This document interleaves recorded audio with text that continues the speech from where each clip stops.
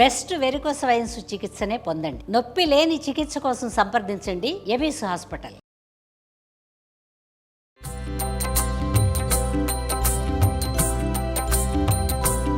ఒక్కసారి రథసప్తమి స్పెషల్. ఒక్కసారి రథసప్తమి సూర్యారాధనలో భాగంగా ఈ రోజున పూర్తిగా ఉత్తరం వైపుకి వాలిపోతాడు సూర్యుడు. అన్ని డిగ్రీలు వచ్చేస్తాడు అన్నమాట.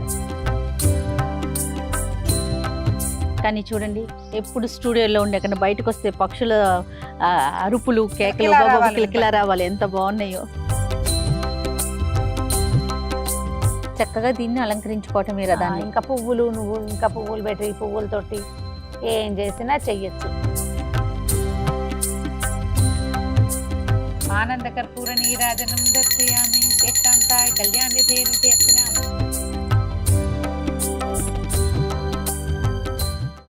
ఉన్న బంగారాన్ని విడిపించి ఆ రోజు ఆన్లైన్ రేటుకే మేము కొంటాం. Sharma gold company. Suman TV ప్రేక్షకులందరికీ నమస్కారం. ఈరోజు నేను రమ్మగారు రథసప్తమి స్పెషల్ పాయసన్నం మీ అందరికీ చేసి చూపిస్తున్నామండి. ఎప్పుడు మనం వీడియోల రూపంలో రథసప్తమికి ఎలా ఉండాలి, ఏం చేయాలి, పూజా విధానం ఇవన్నీ మాట్లాడుకుంటూ ఉంటాం కదా. ముఖ్యంగా పాయసన్నం అది డైరెక్ట్ గా చేసి చూపిస్తున్నా. నమస్తే రమ్మగారు. మొత్తం రెడీ చేసినట్టున్నారు కుంపటితో సహా. అంటే మామూలుగా దాల్ పెడతాము, ఇలా మన బాల్కనీలో మాడల మీద దాల్ పెట్టి కింద వాళ్ళు గోల్ చేస్తారు. కుంపటి సేప్ అని కుంపట్లో పెట్టాము. ఇదిగో మన కుంపటి సిద్ధంగా ఉంది. ఓకే అండి. ఈ కుంపట్లో ఏం చేద్దామంటే మంచి పర్ఫెక్ట్ ఆవు పిడకలు ఉన్నాయి మన దగ్గర. ఓకే, వీటిని పేర్చేద్దాం. మొదట కుంపటి వెలిగించుకుని వేయటం. మామూలుగా నేను ఎప్పుడు చేసేదే. నేనేం చేస్తున్నానంటే శాస్త్రానికి 2-3 ఆవు పిడకలు పెట్టి కొంచెం ముందుకు కింద బొగ్గులు పోసేసుకుంటున్నాను. సరే, ఇవాళ మనం వీడియో కోసం చేస్తాం కాబట్టి పూర్తి పిడకలు ఇంటి దగ్గర అట్లా చేస్తాం, ఊర్లో అట్లా చేసేవాళ్ళం. చిన్న ముక్కలు చేస్తే మనకి ఏంటంటే చకచక ఇది చైనా రథసప్తమి స్పెషల్ ఇది కదా రమ్మగారు. ఈ కింద ఒక పెద్దది పెట్టి అది పెట్టు, చిన్న చిన్నవి పెట్టి మనకి అంటుకుంటాయి. చాలా ఇంకొకటి 2 చిన్న చిన్నవి ఈ గ్యాప్లు పూర్చిస్తే కొంచెం కర్పూరం పెట్టి వెలిగించుకోవచ్చు. మామూలుగా ఇదివరకు దేవుడు ఇది కాకుండా పాయసం కాకుండా మనం ఇంకేదైనా చేయగలుగుతున్నాం. పాలు కట్టుకుంటాం. దానికి కింద నుంచి కొబ్బరి పీచు గాని ఇక్కడ ఒక గ్యాప్ ఉంటుంది కుంపటికి. అవునవును. కొబ్బరి పీచు అంటించి ఇక్కడ పెడితే నిదానంగా మంట పైకి వచ్చి అవన్నీ అంటుకుంటాయి అన్నమాట. బొగ్గులు కానీ న్యూస్ పేపర్లు కూడా పెట్టేసేయచ్చు. మనం ఇది దేవుడి వ్యవహారం చేయబోతాం కాబట్టి కర్పూరాన్ని అటు ఇటు 4 బిళ్ళలు సర్దేసి ఇక్కడ 2-3 బిళ్ళలు వేసుకోవడం. తర్వాత ఏం చేయాలంటే ఇంక చాలు. ఇది అంటుకోవటానికి వేరే ఒక చిన్న బూర్ లాంటిది పెట్టాలి. చేస్తే మనకి గాలికి అవునవును అంటుకోవాలి కదా. కుంపటి రాసుకునే లోపల మనం కొంచెం ముగ్గేసుకుని చిక్కుడుకాయలు రసం చేసుకుని కుంపటి కాగా టైం తీసుకుంటుందండి. ఇది అంటుకోవాలి, మనకి పాయసం ఉడకాలి. ఉన్నాయి కదా, ఈ లోపల మనం మిగిలిన పనులు చేసుకోవచ్చు. అలాగే రమ్మగారు. ఒక్కసారి రథసప్తమి స్పెషల్. ఒక్కసారి రథసప్తమి సూర్యారాధనలో భాగంగా ఈ రోజున పూర్తిగా ఉత్తరం వైపుకి వాలిపోతాడు సూర్యుడు. అన్ని డిగ్రీలు వచ్చేస్తాడు అన్నమాట. ఇవాళ నుంచి నడక చాలా స్పీడ్ ఎక్కుతుంది. ఎప్పటికే మనకి ఎండ వచ్చేస్తుంది. అవును, ఇంకా బాగా ఎండలు వేడిపోతాయి. సరిపోయిందా? మనకి చకచక కావాలిగా. పైన గాలి కదా, గబా గబా గబా. అవును, చాలు చాలా. కానీ చూడండి, ఎప్పుడు స్టూడియోలో ఉండే కన్నా బయటకు వస్తే పక్షుల అరుపులు, కేకలు, కిలకిలా రావాలి. ఎంత బాగున్నాయో. మొత్తం పోయి అంటుకుని చూసాదే. అవును రమ్మగారు. ఒక ఇతర గిన్నె పెడదాం. ఇందులో ఈ గిన్నెని కడిగి పెట్టుకోండి. కడిగి ఉండాలి. పాలు పోసుకుందాం. ఒక 1/2 లీటర్ పాలు చేయ. ఓకే అండి. రమ్మగారు పాలు పోసి పెట్టాము. ఈ పాలు పొంగు రానివ్వాలి. ఈ లోపల మనం ఏం చేద్దామంటే చిక్కుడుకాయలు రసం చేసుకుంటాము. బియ్యానికి ఇందులో 3 గుప్పెళ్ళు బియ్యం వేస్తాం. 1/2 లీటర్కి 3 గుప్పెళ్ళ లెక్క సరిపోతుందండి. అంతే. దానికి కొంచెం నెయ్యి రాసి పక్కన పెట్టుకోవాలి. 3 లెక్క ఏంటి రమ్మగారు? అట్లా ఏమన్నా ఉందా? ఏదైనా శాస్త్రానికి 3 చేస్తామండి. దానికి నెయ్యి రాసేసి పక్కన పెట్టుకుంటే ఇది పొంగు వచ్చేటప్పుడు మనం వేసేస్తాం. పొంగి పొర్లి కుంపట్లో పడిపోకర్ల పైకి వచ్చినప్పుడు వేసేస్తే సరిపోతుంది. మరి మనం రథం చేసేసుకుందామండి. ఈ పాలు పొంగేటప్పుడే సూర్యనారాయణ మూర్తి తండ్రి, మీ దయ వల్ల మా జీవితం, మా ఇల్లు, వాకిలి, మా రాష్ట్రం, దేశం అన్ని కూడా పాలు పొంగినట్టు సిరులు పొంగాలి. అంతే, ఎంతో బాగుండాలి. అందరికి ఓ దండం పెట్టుకోవటం. సూర్యుడు చక్కగా కనపడుతున్నాడు చూడు మనం. అవునండి, అవును. ఓపెన్ ఎయిర్ చేయటం మంచి సరదాగా ఉంటుంది జయ. బాగుంది కొంచెం టఫ్ గా ఉంటుంది. ఉమ్. నిదానంగా పొంగుతుంది. ఇంత గాలి లేకపోతే ఈ పాటికి అయిపోయింది. ఇప్పుడు గాలి ఎక్కువ అయ్యేసరికి స్టవ్ మీద అయితే మొత్తం ఇలా బళ్ళమని వచ్చేస్తుంది. అవును కుంపటి నిదానంగా వస్తుంది కదా, చూడు తాపిగా లేదు, కొంచెం కొంచెం స్లో మోషన్ లో వస్తుంది, సినిమాటిక్ గా. వేసైనా వేసేయండి అమ్మగారు. ఒకటి మళ్ళా రెండో పొంగు రానిచ్చి రెండోది వేస్తాం స్టవ్ మీద అయితే. కుంపటి కాబట్టి అంత రాకపోవచ్చు, అందుకని వేసేస్తాం.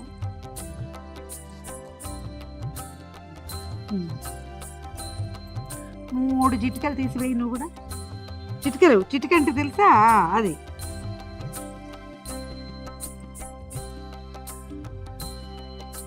దీని మీద మూత పెట్టి తాపీగా నిదానంగా ఉడకనిద్దాము. ఈ లోపల మనం పూజ ఏర్పాటు చేసుకుంటాం. అలానే రమ్మగారు. రమ్మగారు బియ్యం అన్నం ఉడికిపోయింది అనిపిస్తుందా? అవునండి, దగ్గరకు వచ్చేసింది కదా. మెట్టుకు ఉడికిపోయినాక ఏమైనా చూడు, మన మామూలు పరమాన్నానికి బాగా చిమడు ఉడికిపోతుంది అన్నం. అవును చూడండి. రసప్తం పాయసం మాత్రం ఒక రవ్వ బిరుసు ఉంటుంది. పూర్తి పాలతోటి ఉడికే అన్నము టైం పడుతుంది. అవును, కొంచెం తడి ఉండగానే బెల్లం వేసేద్దాము. 3 గుప్పెళ్ళు అన్నం వేసాం, బియ్యం వేసాం కదా. అవును 3-4 గుప్పెళ్ళు అయినా వేసుకోవాలి బెల్లం. అవును, కొంచెం ఎక్కువ వేయాలి కదా. వేసేస్తాం. వేసేయండి.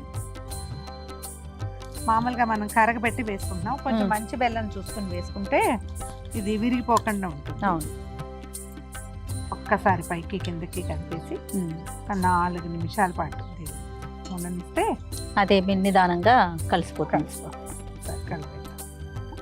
పాయసం పూర్తిగా పక్కన నెయ్యి ఉంది చూడు, కొంచెం అందుకు కొద్దిగా నెయ్యి వేద్దాం జయ. ఇందులో మనం ఏలకొళ్ళు అవేమి ఏమి వేయం కదా, నెయ్యే పొయ్యి మీద ఉండగా వేయటం, మళ్ళీ దింపాక మళ్ళీ ఒక నెయ్యి చొక్కేసి చూపించాం. ఈ లోపల మనం చిక్కుడుకాయలు రసం చేసుకుందామా. అట్లానేనండి. 7 గుర్రాలు, అందుకని 7 చిక్కుడుకాయలు సమాన సైజులో 2 మొదట పుల్లలు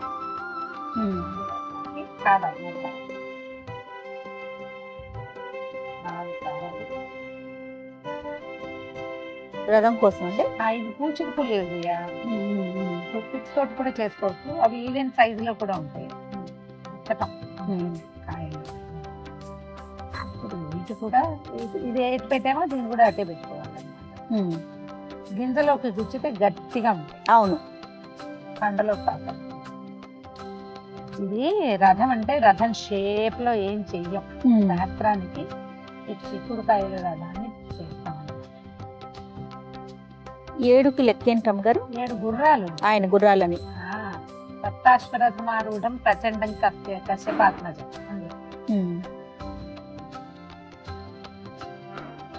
ఇలా దీని మీద నుంచి ఇటు 2 పుల్లలు వచ్చి ఇలా నిల్చుంటుంది. రథం లాగానే మించుగా అదే షేప్ లో వస్తుంది. అది మనం ఉంచోటం కోసమే, ఊరికే శాస్త్రానికి చేసేది కానీ అంతకంటే పెద్ద విశేషమైన వ్యవహారమే ఉండదు ఇందులో. అవి గట్టిగా ఉంటే ఈజీగా దిగిపోతుంది. లేకపోతే కొంచెం సగం పుల్లలు కొంచెం సరిగ్గా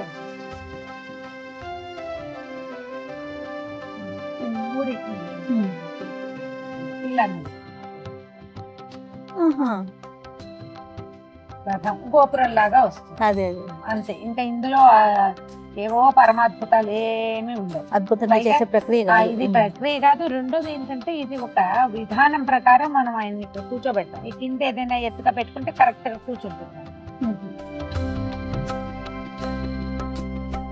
మన దగ్గర సూర్య ప్రతిమ ఏదైనా ఉంటే పెట్టుకుంటాం జయ. చాలా సాధారణంగా ఎవరి దగ్గర సూర్యుడి ప్రతిమలు అవి ఉండవు. అవును, మనం ఈ చిక్కుడుకాయల రథమే, నీకు చేత వచ్చినా చేత రాకపోయినా ఎలా ఉన్నా సరే ఇదే మన రథం అంతే.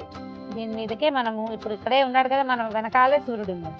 ఆ వెనకాలన్న సూర్యనారాయణ మూర్తిని ఈ చిక్కుడుకాయల రథం మీదకి ఆహ్వానిస్తాం. ఇక్కడికి రానైనా అని చెప్పి చక్కగా దీన్ని అలంకరించుకోవటమే రథాన్ని. ఇంకా పువ్వులు పెట్టి పువ్వులతోటి ఏం చేసినా చెయ్యొచ్చు. మనం బ్యూటిఫికేషన్ కోసం చేయట్లేదు, జస్ట్ విధానం చెప్పుకుంటున్నాం అంతే. మనం ఏదైనా అలంకారాలు చేసి అలా వీడియోలు తీసేటప్పుడు మనం ఏటా చేసినా చేయకపోయినా బోల్డ్ అని వేషాలు వేస్తాం. అదేం వేయట్లేదు. ఒక చిన్న పసుపు వినాయకుడిని కనుక చేసి పెట్టుకుంటే, అంటే ఏది ప్రతిమా విశేషం లేదని మనకు ఇది లేకుండా పసుపుతోటి ఒక చిన్న వినాయకుడిని చేసుకుంటే, గౌరీదేవిని కానీ చేస్తే సరిపోతుంది. మన దగ్గర ఈ అరసవెల్లి సూర్యనారాయణ మూర్తిది ఏదైనా ప్రతిమ విశేషం అలా ఉన్నాయనుకో అవి కూడా అవి పెట్టుకోవచ్చు. తర్వాత ఈ కోణార్క సూర్యుడు అలా ఉంటాడు మన దగ్గర, కొంతమంది ఇళ్లలో ఉంటాడు కదా. అవునండి. అప్పుడు కూడా పెట్టుకోవచ్చు. చిన్న గౌరి అదే ఇప్పుడు హరిద్రాబింబంలోనే అంటే పసుపు ముద్దకే మనం సూర్యుడిని పిలుస్తాం అన్నమాట. అందులోకి దీపానికి కూడా చిన్న అలంకారం చేద్దాం. మనం ఇట్లా వాకిట్లో చేసుకునేటప్పుడు నిలువు ఒత్తి కనుక వేస్తే ఇట్లా ఇది కొండెక్కకుండా ఉంటుంది. పక్కకు పెట్టిన ఒత్తి పడిపోతుంది, అంటే వెళ్ళిపోవచ్చు కానీ గాలికి నిలువు ఒత్తి ఒత్తి నుంచుంటుంది అనమాట. ఎంత గాలి వస్తుందో చూడు. ఆదిత్య హృదయం కానీ, నవారి స్తోత్రం కానీ, సూర్యమండల స్తోత్రం కానీ ఏది చదువుకుంటే అది చదువుకోవటం. ఓకే. ఆగట్లేదయ్యా. ఇదో దీపారాధనకు ఒక పువ్వు, సూర్యుడికి కొన్ని పుష్పాలు,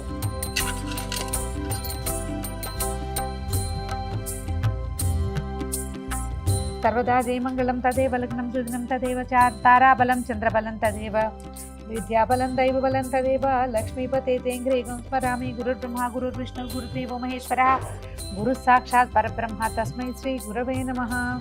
లాభస్తేషాం జయస్తేషాం కుతస్తేషాం పరాభవః ఏషాం ఇందీవరస్యామో హృదయస్థో జనార్దనః సర్వమంగళమాంగళ్యే శివే సర్వార్థసాధికే శరణ్యే త్రయంబకే గౌరీ నారాయణి నమోస్తుతే. శ్రీలక్ష్మీ నారాయణాభ్యాం నమః ఉమామహేశ్వరాభ్యాం నమః. సప్తమ్యాం రథసప్తమి నామ పుణ్యతిథౌ భృగువాసరే శుభనక్షత్రే శుభయోగే శుభకరణ ఏవం గుణ విశేషణ విశిష్టాయాం అస్మాకం సహకుటుంబానాం క్షేమస్థైర్యధైర్య విజయాభయారోగ్య ఐశ్వర్యాభివృద్ధ్యర్థం ధర్మార్థకామోక్ష చతుర్విధ ఫలపురుషార్థ సిద్ధ్యర్థం శ్రీ సూర్యనారాయణ దేవతాముద్దిశ్య శ్రీ సూర్యనారాయణ దేవతా ప్రీత్యర్థం రథసప్తమి పూజాంగ అహం కరిష్యే. రథంగా కలతారాధనం కరిష్యే. ఏదో చేస్తాము, కలతాలు ముఖాలు విష్ణువులు అన్నీ చేసేసినట్టే ఇదిగో నీళ్ళునే కాబట్టి స్నానం పెట్టుకోజయ. జయ సదా సవితృమండల మధ్యవర్తి నారాయణ సరసిజాతన సన్నివిష్ట కేయూరవాన్ మకర కుండలవాన్ కిరీటి హారి హిరణ్మయవ పుత్రుత శంఖ చక్ర. సూర్యుడికి 12 నామాలు ఉన్నాయి. ద్వాదశ నామావళి చెప్తారు. ఈ నెల రోజులు కూడా చదువుకోవచ్చు. మిత్రాయ నమః రవయే నమః అని చెప్తారు. ఈ 12 నామాలు ఒక మాట చదువుకోవటం. తర్వాత ఇప్పుడు మనం పాయసం పక్కన దగ్గర పెట్టుకున్నాం కదా. అవునండి. దీన్ని మనకి చిక్కుడాకులు కనుక దొరికితే ఒక పళ్ళెంలో చిక్కుడాకులు పరిచి అందులో పెట్టుకోవటమా? అందులో పెట్టి నివేదన చేసేస్తాం అన్నమాట. ఈ సీజన్ వచ్చేసరికల్లా చిక్కుడాకులు ఒక రకంగా అవుతాయి జబ్బుగా. అవును రమ్మగారు, ఎక్కడ చూసినా ఇలానే కనిపిస్తా ఉన్నాయండి. 5 ఆకుల్లో పెడతాం జయ, 7 ఆకుల్లో పెట్టుకుంటాము అట్లా అన్నమాట.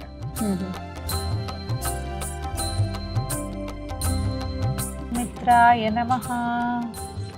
ఈ నామాలు చదువుకుంటే మంచిది జయ. ఓం రవయే నమః, ఓం సూర్యాయ నమః, ఓం భానవే నమః, ఓం ఖగాయ నమః, ఓం పూష్ణే నమః, ఓం హిరణ్యగర్భాయ నమః, ఓం మరీచయే నమః, ఓం ఆదిత్యాయ నమః, ఓం సవిత్రే నమః, ఓం అర్కాయ నమః, ఓం భాస్కరాయ నమః. మనం ఏదైనా పళ్ళు అవి పెట్టదలుచుకుంటే అవి, కొబ్బరికాయ కొడితే అది. నిజానికి ఇవన్నీ ఊరికే మనం చేస్తున్నాం కానీ పాయసమే ముఖ్య నివేదన.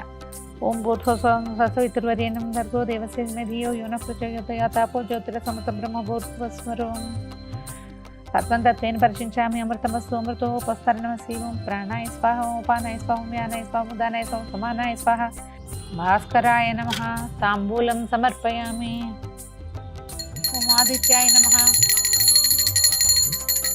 ఆనందకర్పూర నీరాజనం దర్శయామి. శ్రేష్టాంతాయ కళ్యాణ్యతే నిత్యర్చనామ శ్రీ వెంకట నివాసాయ శ్రీనివాసాయ మంగళం మంగళాశాసన పదైర్మదాసాది పురోగమై సర్వైశ్చ పూర్వైరాసాదేహి సత్కృతాయాస్తు మంగళం.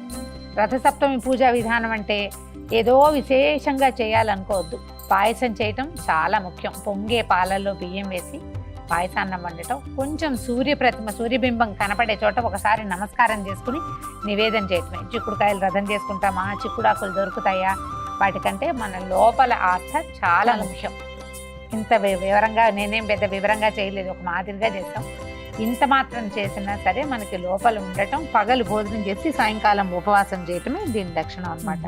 ఇదిగో మన చిక్కుడాకుల్లో ప్రసాదం తిని చూడు.